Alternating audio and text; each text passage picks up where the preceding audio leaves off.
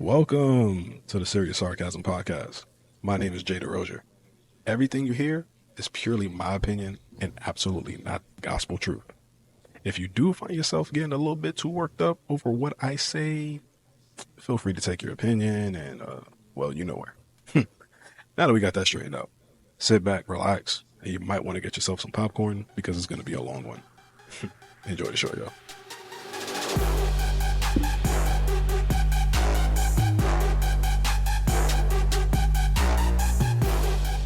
What is up? Welcome to another episode of the Serious Sarcasm Podcast with me, your host, Mr. Tate Candace Owens, here on the Tate Candace Owens Media Network. Every week, I am joined by none other than the podcast Dr. Phil. Yo! How you doing today, Phil? Life is good, brother. I ain't gonna lie, me and this white on the TV screen looking clean, boy. You're very bright. Ooh, my skin is glistening too, bro. Beard look nice too, man. The beard looking, my beard's on 10. Man, these hoes need me. I was gonna settle down and get a girl, then I got a haircut, Phil. Oh, and I'm like, shit. That's like the man equivalent of makeup, right? For women, like a haircut and a beard. Nah, I disagree. Really? I disagree. Why? I think the man equivalent of makeup would be a beard. I would say both. Beard and Nah, I say a beard. just a beard? Oh, okay. Because you see me without a beard, I'll be looking. You should see Trey without a beard. I've seen Trey without a beard. Trey looks like Ned Flanders. He looks like you ever watch Kim Possible? Yeah. He looks like a naked mole rat without a beard when you got a beard. For those who don't know who Trey is my best friend and also the co-host of Fupas and Flapjacks, another show here on the Tate Candace Owens Media Network. Trey, please grow a mustache. Yeah, please, like Just grow that shit back because that shit looking crazy. Porn stash. You out here. For those who don't know, Trey's behind the camera right now. We're Love that roasting guy. him. Love that guy. What did Cleveland call him? That guy over there. That guy. He's that guy. That guy. Anyways, y'all, we have another jam-packed show for y'all this week. Most of the topics of the show, guys, is stuff that's happened in the past 2 weeks that I kind of want to circle back and address. For example, the NFL draft combine was about 2 weeks ago now at this point. Mm-hmm. However, there's something that happened last week that I didn't have a chance to talk about because we had a jam-packed show with the ESPN stuff, the Jay-Z stuff. And booty-shaking cops. The booty-shaking police. The BBL Popo, you know what I'm saying? Mm-hmm. BB Law? BBL, right? Oh. Brazilian butt law? Big Booty Law Enforcement? BBLO? Oh, shit. Oh. Big Booty Law Enforcement? Oh. We got something there. Okay. All right. There's gonna be a new category on Pornhub. Hashtag. Oh yeah. Speaking of which, man, I still haven't been able to log into Pornhub. We can't. I'm not giving y'all my fucking ID to verify I'm over 18 years old. Bro. We need a VPN for that. I got other sites. Yeah, me too. Shout outs to X videos. Yep. Anyways, let's talk about Shedeur Sanders in all seriousness though. Yeah. Because with the NFL draft combine being a couple weeks ago, Shedeur Sanders obviously did not compete in any of the drills. Shedeur Sanders also is one of the few players who were guaranteed is probably going to go top 10 in the draft. I don't know where he's going to go now because I just heard, I think it happened sometime last week, that Geno Smith got traded to the Raiders, and that was one of the teams that everybody thought Shedeur Sanders was going to end up going to, was the Raiders. Okay. And Geno Smith ended up going to the Raiders. Fun fact, the Raiders head coach now is Pete Carroll, so that kind of makes sense. Geno Smith played in Seattle, and then now Pete Carroll. Yeah, story for another day. I'm drying up the pussy right now. Let me keep moving. But anyways, Shedeur Sanders. The reason why we're talking about him, guys, is Phil used to work for ESPN. I've talked about this before. We spoke about it all the time. Mm-hmm. But Phil used to work for ESPN. So, Phil, you are my witness when I say this. Every single year when it comes to the NFL draft is the only job interview where instead of telling people that you're good enough for the job, they give you every reason why you're not good enough and to see how you react to them telling you consistently you're not good enough for the job. That's true. That's the only job interview I've ever seen where they tell you every day, hey, you're not good enough for this. But they expect you to still show out and perform. Right? Also, with that being said as well, the reason why I'm harping on that specific talking point, every year we always see some random quarterback that climbs up the draft board that ends up being trash. Josh Rosen, Daniel Jones, Chase Daniels. Who am I missing, Phil? I couldn't even tell you. Bro. EJ Manuel. Who am I missing? Couldn't even tell you. Like, there's so many quarterbacks who get a late surge on these NFL drafts that, oh my God, they've been doing so great in the draft process. What happens to breaking down film? They don't watch that shit. Like, I see people telling me now that Jackson Dart is better than Shedeur Sanders. God is my witness. If I'm wrong 10 years from now that Jackson Dart was actually better than Shedeur Sanders, I can take that L. I'm here to tell you, as a USC Trojans fan, Jackson Dart is no way in hell better than Shedeur Sanders. I'm sorry. It's not possible. I mean, it is possible, but I don't believe it. But you also get people who now, and this is one thing I hate about sports, bro. You get these anonymous GMs and position coaches and front office execs who want to remain anonymous while they shit talk and kick these players' backs in. There's a front office anonymous source that says, oh, Shedeur Sanders is too arrogant and brash. I don't understand why, because he shouldn't even be a first round pick. Oh. The fuck is you talking about? Like, what the fuck? You sound stupid and goofy. And supposedly the quarterback coach who said this, coaches on a team that has a top 7 pick. So big dog, if you're so great at your job as a quarterback coach, why is your team picking in the top 7 in the draft? You riddle me that. Why is your team in need of a quarterback? Because you're not good at your job. You're not good at evaluating talent. So now that I know that you're not good at evaluating talent, I already know what you're saying about Shedeur's bullshit. And the fact that you want to remain anonymous, you're just as pussy as them damn Democrats who turn the other cheek to Republicans every day. Actually, you're worse because you want to remain anonymous. You're actually worse than them. Am I wrong, Phil? Like, you can tell me I'm wrong, bro. No, you ain't wrong, bro. You ain't wrong.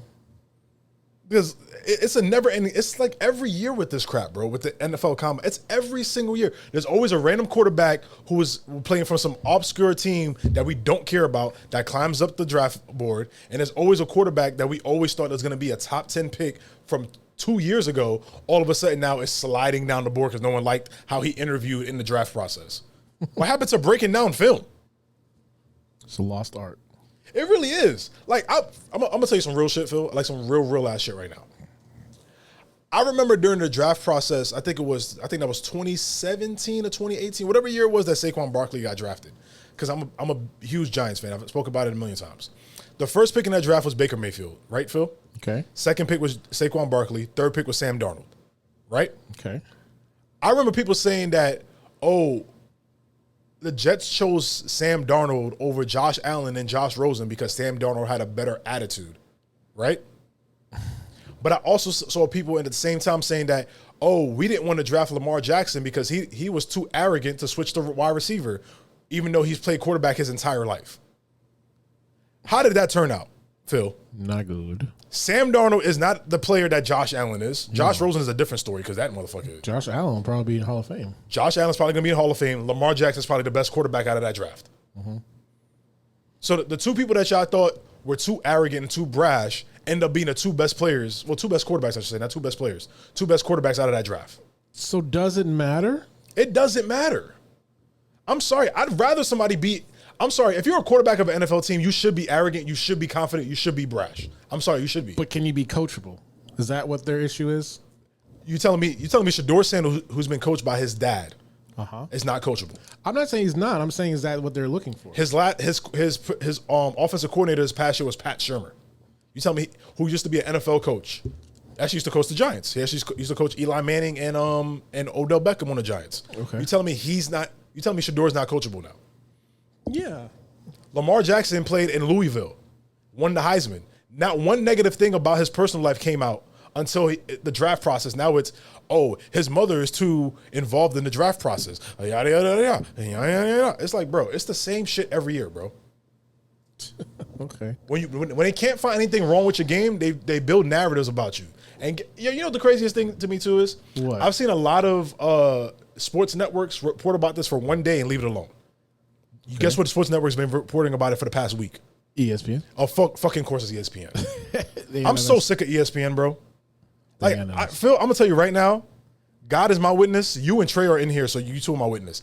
I don't care how popular these podcasts become and how popular I become. I will never be a guest on the ESPN show. Really? Never. I don't care if First Take calls me tomorrow and be like, hey, we want you to debate Stephen A. Smith on this. No, not going to do it. I'm not going to do it. Wow. I refuse. Okay. I refuse. Because at this point, it's starting to become ridiculous. Like, I can't watch sports TV unless I'm watching Mike Wilbon and Tony Kornheiser, because those seem like the only last two real journalists in sports when it comes to sports television. I miss those guys. That's my thing. The day they cancel PTI is going to be the saddest day in sports ever. Yeah. That's just me being honest. Anyways, y'all, let's move on to some other news. Let's talk about Andrew Tate and his sit down with Miss Candace Owens. So, Phil, first and foremost. Wait, look at his feet. That's a bitch ass nigga, bro. That is genuinely a bitch ass nigga. Can you sit like that for a second? Fuck his feet. How long are her feet? Wait, let me go back. God damn, she got some big ass feet. She is like 5'11". You're right. Candace Owens is about my height. You're right. Yeah. Right? Anyway. Yeah, she's almost my height, yeah. I mean, but still, that's some she got some big ass feet. Anyway. Would you smash? No, hell no. Really? Phil, I wouldn't your face. Phil, I wouldn't cut my dick off and stick it in her without it being attached to me. Is it because she's a Republican? I don't think Candace Owens is attractive. Oh, okay. At all. It has nothing to do with her being Republican. I think there's Democrat black women I don't find attractive. Okay. There's Democrat and Hispanic women I don't find attractive. All right. Her or Casey Anthony? Who would you smash? Those are. Candace Owens or Casey Anthony? We talked about Casey Anthony in the last show. So Candace Owens or Casey Anthony? Gun to your head or Andrew Tate. Gun to my head. Or Andrew Tate. Nah, gun to my head. So you choose death. Yes. You get the fuck out of here. I'm not smashing Candace Owens. And then I can't look, I'm not smashing Candace Owens for my own like morals, and I can't smash Casey Anthony because how am I gonna explain that to God when I see him? He gonna be like, I gave you the opportunity. Nope, not gonna happen. But to circle back with Andrew Tate and Candace Owens, he sat down with her, and of course he spilled his same old red pill misogynistic nonsense that we don't care about anymore. But the reason why this is gaining a lot of traction is because I think one of the reasons why I have a great pride and passion in what I do here in Serious Sarcasm and what we do on Fupas and Flapjacks is because I wake up every day and I see these posts from people like Andrew Tate, people like Fresh and Fit, and these other red pill platforms, and they get the clicks and views, right, Phil? Like, they get a lot. I'm not gonna. I'll always shit on them for what they say, but I'm not gonna shit on them for their hustle. Get your hustle, get your money. Get your money. Do what you got to do. Get your money. Get your money. Get your money. Get your money. But it's starting to become mind-numbing to the fact that this is all they do. They regurgitate the same talking points, bro. Like, they don't have an original thought in their brain. Nope. And then they then, I guess, for lack of a better term, birth these young men and young women who regurgitate these same talking points. Right? Mm-hmm. So after a certain amount of time, it's kind of like, why do we keep listening to these people? Good question. Why? Because to me personally, it's not entertaining at all. It's not thought-provoking. It's not entertaining. Andrew Tate on one leg would sit there and talk about he's the greatest macho man, blah, blah, blah, but sit there at the same time cry up about Ron DeSantis and his laws against sexual predators and all that shit that kind of actually coincide and kind of attack Andrew Tate directly. And he's been crying on Twitter about DeSantis and these laws that he's implementing, right? Mm-hmm. So, and then Fresh and Fit, I'm not really going to harp on Fresh and Fit. Fresh and Fit will talk about the most machismo dudes on earth. They got demonetized on YouTube. Don't think we forgot. You got demonetized on YouTube and you spent a good hour crying on YouTube and Twitch about it. Legit crying. We know the video's still on social media. We gonna find them. Y'all act like y'all got the biggest balls, but when it push comes to shove and it's time to put your money where your mouth is, you motherfuckers cry like bitches every time. And you cry and complain like snowflakes that you claim that we are. You guys claim that we're the snowflakes, but you guys cry, bitch, and moan every effing time. Yeah. And then, yo, you know what? Since we talking about red pill right now, yo. Tory Lanez fans, and Tory Lanez specifically, shut the fuck up. Sorry. The fuck? I have no idea what that was. What you release your inhibitions when I said Tory Lanez shut up? That's crazy. That's crazy work. But Tory Lanez fans and Tory Lanez specifically, shut up. Phil, if you didn't know, last week Tory Lanez dropped a new album from jail. I heard. And here's the best part, Phil. He has 2 songs where he actually, not 2 songs, but he speaks about it a couple of times. But he actually talks about Meg Thee Stallion and attacks her on a song. Again? Phil, you know how stupid you got to be to talk shit about your alleged victim of you shooting her in the foot in jail while you have an active restraining order not to speak about her or talk about her or antagonize her. You know how fucking stupid you got to be? Very. But niggas will eat it up. Niggas gonna nig. Please put that on the shirt. Please. If one thing niggas gonna do, niggas is gonna nig. Niggas gonna nig. Niggas is gonna nig, bro. And Tory Lanez is a prime example of that. Bro, shut the fuck up. Like, I think he's in jail for 10 years. I thought he was gonna get out in 5. I was like, there's no way in hell they're gonna keep Tory Lanez locked up for 10 years, right? Yeah, I don't think that's I truly believe that. But after this. Still? You think so? No, yeah. Because, Phil, he has a restraining order where he's not supposed to speak about Meg Thee Stallion publicly, basically do anything that antagonizes her or causes her distress. You dropped a diss track against her on your new album, and you think that's not going to cause her distress? Man. You see where I'm going here, right? Yeah. So it's like, bro, you an idiot. All you dudes are idiots, bro. Call me Captain Save-A-Ho, I don't care. But the niggas gonna nig. Niggas is gonna nig. Niggas is gonna renege and nig. All right, y'all, next topic, man. Yo, so Phil, we talked about like dating types. I literally just spoke about it just now about Candace Owens versus Casey Anthony. Dating types and all that stuff. Phil, can we put the picture on the screen real quick? And I'm gonna read it out to my audio listeners real quick. All right, here we go. So, ladies and gentlemen, there's a black guy on TikTok, who made a video essentially stating that black women are his type. And of course, Latin women are in the comments section begging for attention, all while being engaged to some white guy. Then try to gaslight her way out of the situation. Let me explain exactly what this tweet is about. There's a gentleman, I forgot his name, but he made a tweet, like the thing says, where he's talking about how black women are his only type. Cool, whatever. Love who you love, attract who you attract. There's a Hispanic woman who went in the comments and said, what about Spanish women? He doubled down and said, I got nothing against Spanish women. I just love my black woman, right? She then in turn, while also, Phil, she's talking about what about Hispanic women? She's married to a white guy. She then in turn DM'd the guy because she was getting backlash and getting her back kicked in on TikTok in the comments of the video and her own comments, right? And she went and told the gentleman, like, yo, I'm sorry, I didn't think it was going to be this big of a deal. I have ADHD and I'm autistic and I didn't know what I was talking about. Bro, what is up with people always using autistic as a way to get out of their fucking crimes, bro? Yes, that's not a get out of jail free card. It's not a get out of jail free card, bro. Me and Phil are both parents of autistic children. That shit is not a get out of jail free card, bro. It's not a badge or a flex. It's not either. That's what fucking pisses me off, bro. Oh my God. Like, what the fuck is wrong with you people? Especially this Hispanic bitch. And yes, I'm saying the word bitch. I don't care. Oh, I did something wrong. I'm autistic. Huh? Yeah. Like, bro, what the fuck is going on? Like, what we doing? Wow. Like, the simulation is almost done, bro. You think so? The simulation is almost done, bro. Oh, man. Because, like, people like her, like Kanye West, I spoke about Kanye West a couple weeks ago. Like, I'm so sick of this shit, bro. Did you see his tweet today? Fuck him. Okay, good. That's the tweet for him. Fuck him. All right. Fuck Kanye West. Fuck good music as a staff, label, and mother effing crew. Except for Pusha T. I fuck with Pusha T.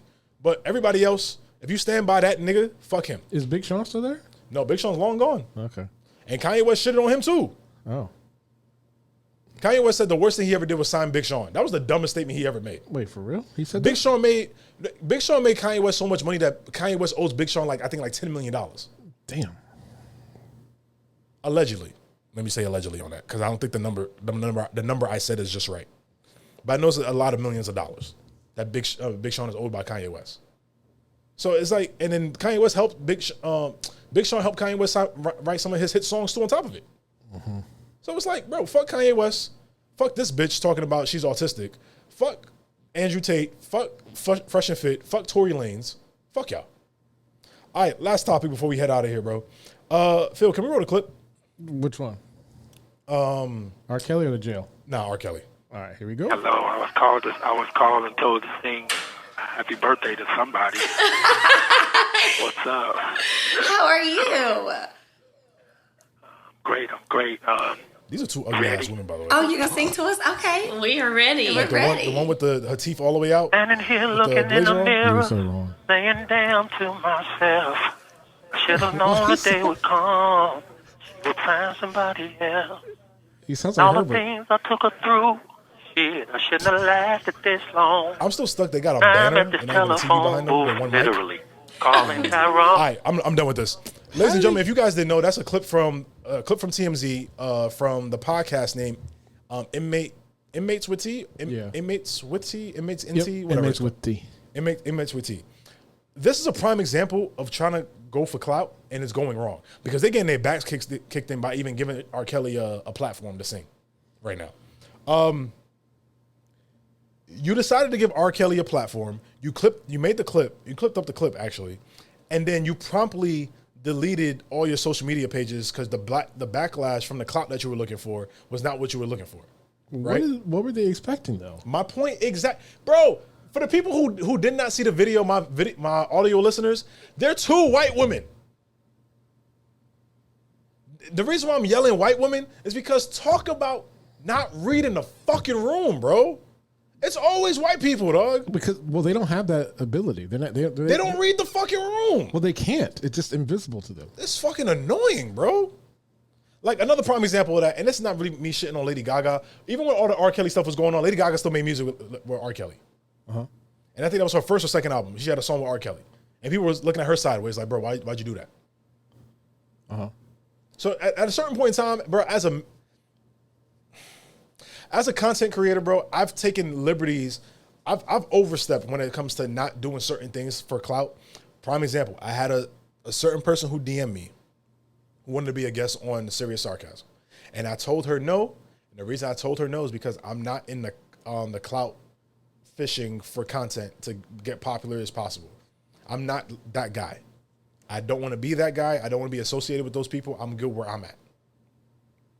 Okay. So when I see stuff like this and it blows up in those people's faces, I laugh.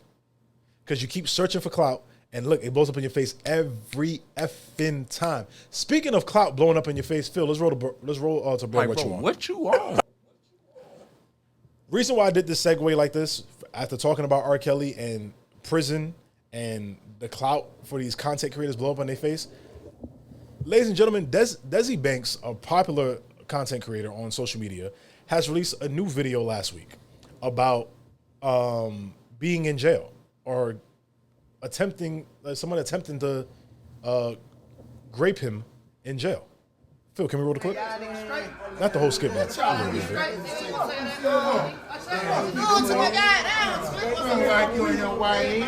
Yeah, please. We got a buttercup here for you, baby. Come on. Yeah. Coming, please. Get on in there. That's what you do. 99. What's up, man? this is ridiculous, right? I already know who you are and what you in there for, nigga. Up in the room with crazy and they be talking about Buddha and shit. My job. Like that. Hold on. We can cut the clip. Desi Banks dropped this clip, and it was featuring a gentleman by the name of Fleece Johnson. Fleece Johnson has done multiple interviews where he talks about he has raped multiple men in jail. Is he the booty guy? Yes, he is. Oh, that's horrible. So now you understand why Desi Banks is getting the Bro What You Want segment for this episode. I am personally over the fact, like I'm done with this content creation where everything that about being sexually assaulted is funny. Like I'm over it. It's not funny no more. You guys lack so much creativity that you can't make jokes or come up with better concepts other than a man or a woman being sexually assaulted. Grape isn't funny. It's never going to be funny, to me personally. That's just me. I have a dark sense of humor. Grape is not one of the things I laugh about. Desi Banks, big dog. You've been swinging for the fences lately, and you got a lot of good skits. I ain't gonna lie to you. So his Thanksgiving skits every year with the white girl is actually pretty fucking funny. But this one, bro, swing and a miss, dog. Swing and a miss. Swing and a miss. Especially with a dude who admitted to sexually assaulting multiple men in jail. Like, what are we doing when we spoke about this last week with Casey Anthony. We speaking about it now with R. Kelly and this. Why are we making these people who are piece of shit human beings popular again and famous? That's a great question. Like, why you guys continue to do this? This is corny. This is wild corny. Anyways, y'all, that's the Bro What You Want segment for the day. What you want? All right, y'all. Well, my name is Shedeur Sanders. This has been another great episode of Serious Sarcasm Podcast. Phil, anything you want to say before we sign off? Grape is not funny. Grape is not funny. Grape is not funny. Actually, Phil, I got something I want to tell you. Okay. I got something I want to get off my chest. Okay. You about to kick me back in? No. I probably should say this for next time we do Fupas and Flapjacks, but I'm going to say it now. To everybody on social media, I'm going to let y'all know this right now. And this is going to be its own clip. Whatever I say on this podcast is my opinion and not the gospel truth. If you feel some type of way about it, take your opinion and you know what to do with it. I say that before every episode starts, and it's the same thing that's on at the end of every episode as well. The reason why I say this, and I'm doubling down on this, is because I've gotten a lot of text messages lately, not text, DMs. A lot of DMs lately about people who don't agree with what I say on this show, and that's fine. I understand. Whether it's the Kendrick and Drake situations, whether it's how I feel about the Jay-Z stuff, whether it's how I feel politically, whether it's how I feel about any other thing I speak about on this podcast. I understand where you're coming from. I get it. I understand. I try to be objective as possible with a lot of things. For example, the Kendrick and Drake stuff. I still think Drake is a great artist, and I'm still gonna listen to his fucking music. I could care less about the Drake and Kendrick beef anymore. I'm still gonna listen to Drake's music. The Jay-Z situation. I never stopped listening to Jay-Z's music. You know why? Because he's innocent, so proven guilty, and he was proven innocent. This Tory Lanez stuff, I don't give a fuck about Tory Lanez before he shot Meg Thee Stallion. I don't give a fuck about him now. If you really feel that type of way about what I say, get your own opinion out there. Start your own podcast. The podcast Dr. Phil is here open. Go ahead and book with him. Besides that, kiss my ass. Suck my dick from the back. I don't care. Mind your business. But if you're going to feel some type of way about things I say on this show, don't listen to the show. I do not care. It's all right. Anyways, y'all, I'm signing off. Hope you guys have a great weekend and a great rest of you guys next week. We'll see you guys next week. We'll have a great show, and we have a special guest next week. I'm not going to tell you guys who it is, but we have a special guest next week. Thank you guys. Have a good night, y'all.